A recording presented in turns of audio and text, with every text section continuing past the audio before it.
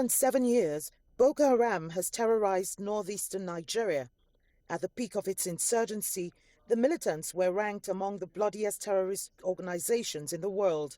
But that seems to be changing. Over the past few months, Boko Haram has been on the back foot. Most of the territories it previously controlled, including Sambisa Forest, its stronghold, have been recaptured by government forces. And the UN Security Council briefing now suggests the group is plagued by financial difficulties and eternal power struggles.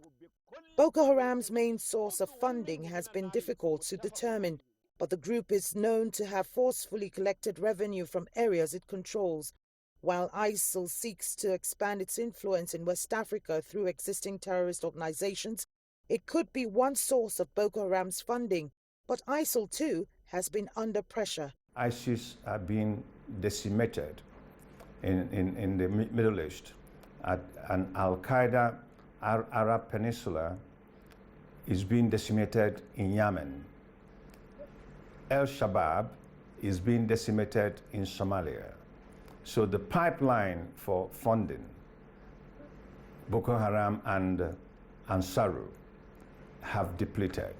So they have to look for their funds locally, and that is not coming.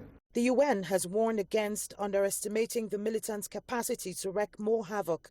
But security experts here believe a lack of resources and its concentration on softer targets signals an end to Boko Haram. The only thing they can do is to fold their arms and surrender and take advantage of the amnesty being offered by Nigerian government that gives them opportunity to be rehabilitated and become useful citizens of the country again.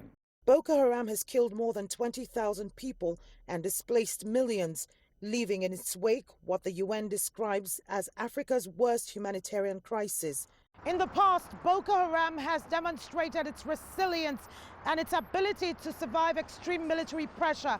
But the financial crisis is another matter. The Nigerian government says it's now almost impossible for the militants to access basic supplies like food and fuel, and it hopes that will force the remaining fighters to surrender. Kelechi, Emekalam, CGTN, Abuja, Nigeria.